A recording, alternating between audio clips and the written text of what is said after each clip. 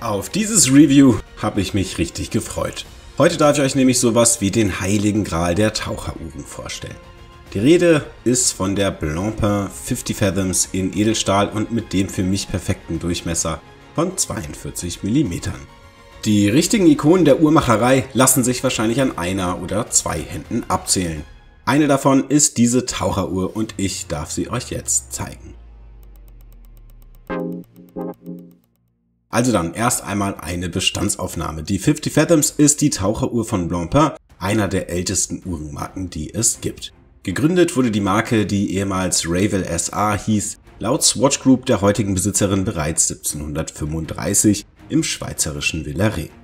In der Quarzkrise der 1970er Jahre wurde der Betrieb von Blancpain jedoch eingestellt und erst 1983 von Jean-Claude Biver und Jacques Piquet zu neuem Leben erweckt. Wir schauen uns hier das Modell mit Gehäuse aus Edelstahl an. Die Uhr hat einen Durchmesser von genau 42,3 mm und misst 14,3 mm in der Höhe.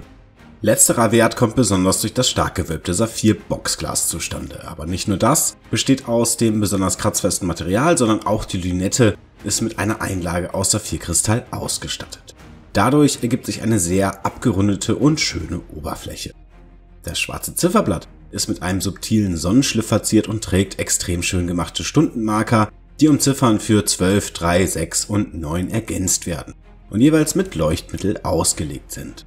Das gleiche gilt auch für die breit auslaufenden Zeiger für Stunden und Minuten sowie der Spitze des Sekundenzeigers, der zudem mit einer roten Lackierung an der Spitze versehen ist. Und auch die Markierungen unter dem Saphirglas der Lünette sind mit Leuchtmittel ausgelegt. Damit ist die 50 Fathoms extrem gut ablesbar, auch im Dunkeln. Dabei setzt Blancpain auf grüne Superluminova als Leuchtmittel. Eine Datumsanzeige zwischen 4 und 5 Uhr ergänzt die Funktionalität, ohne eine der schönen aufgesetzten Ziffern zu opfern. Vielleicht hätte man es aber auch ganz weglassen können, ist aber Geschmackssache.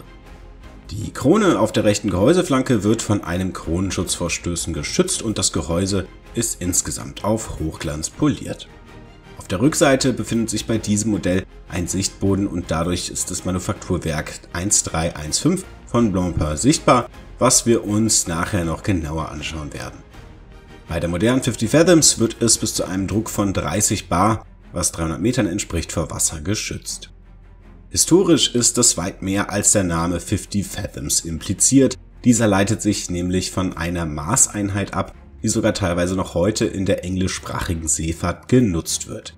Die deutsche Übersetzung ist Faden oder auch Klafter und bezeichnet, wie das ebenso ist, mit nicht SI-konformen Maßangaben eine ungefähre Länge, beziehungsweise in diesem Fall eine Tiefe.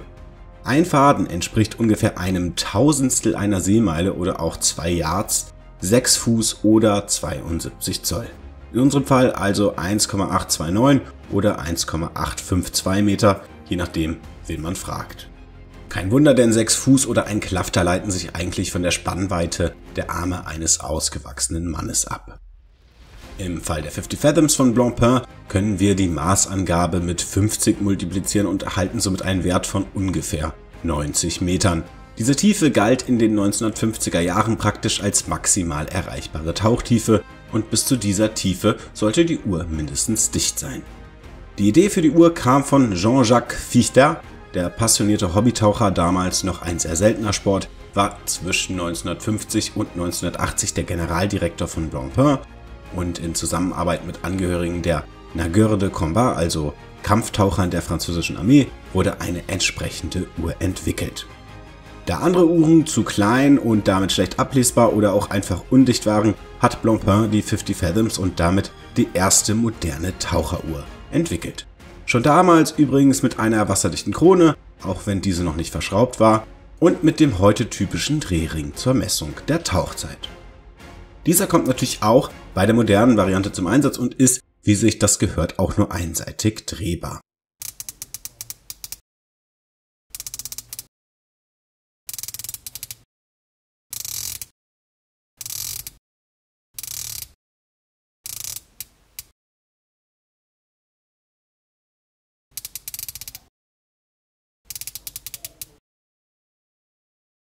In der Uhren-Community ist die Frage nach der ersten modernen Taucheruhr ein heikles Thema, denn ungefähr zur selben Zeit erschien auch die Rolex Submariner. Mal heißt es, die Rolex war früher, mal heißt es, es war die Blancpain.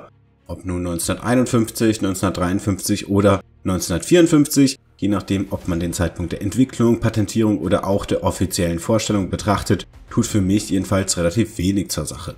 So oder so kamen die Uhren ungefähr zur gleichen Zeit auf den Markt und haben wohl beide die moderne Taucheruhr definiert und jetzt baut sowieso jeder solche Uhren. Wobei die Submariner allerdings natürlich weitaus verbreiteter und bekannter ist. Ein Highlight der 50 Fathoms ist mit Sicherheit das verbaute Manufakturkaliber 1315 von Blancpain, denn die 50 Fathoms ist sowas wie eine Haute Horlogerie Taucheruhr. Die Platinen sind mit bogenförmigen Schliffen verziert und sämtliche Kanten sind schwarz poliert bzw. angliert. Die Unruh mit relativ kleinem Durchmesser ist mit Schraubgewichten für die Feinreglage ausgestattet und sitzt an einem eigenen Unruhkloben. Ihre Spiralfeder besteht aus Silizium, was für eine höhere Effizienz der Hemmung genauso wie für verbesserte antimagnetische Eigenschaften sorgt. Insgesamt 35 Lagersteine aus synthetischem Rubin werden verbaut, eine relativ hohe Anzahl für ein Dreizeigerwerk. Unter anderem bedingt durch die Konstruktion mit 3 Federhäusern. Diese sorgen für eine Gangreserve von standesgemäßen 120 Stunden, also ganzen 5 Tagen.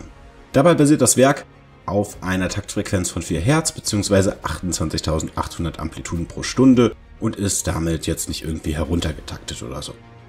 Wie bei besonders hochwertigen Uhren üblich, besteht die Schwungmasse des Automatikaufzugs aus Massivgold, in diesem Fall einer 18-karätigen Goldlegierung, die auf der Oberfläche schwarz beschichtet ist und in der Mitte mit einer länglichen Aussparung durchbrochen wird.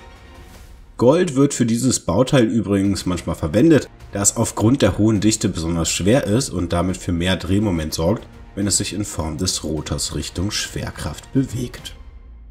Insgesamt werden im Manufakturkaliber 227 Komponenten verbaut und die schönen Verzierungen machen es auch wirklich sehenswert. Deswegen ist es doch schön, dass ein Sichtboden verbaut wurde, auch wenn das natürlich nicht ganz originalgetreu ist.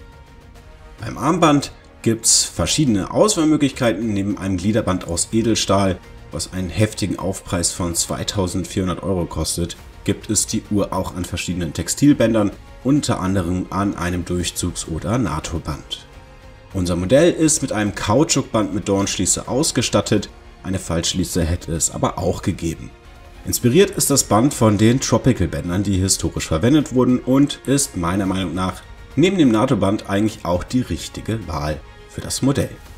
In der gezeigten Ausführung kostet die Uhr 16.700 € und ist damit wirklich ein gehobenes Modell.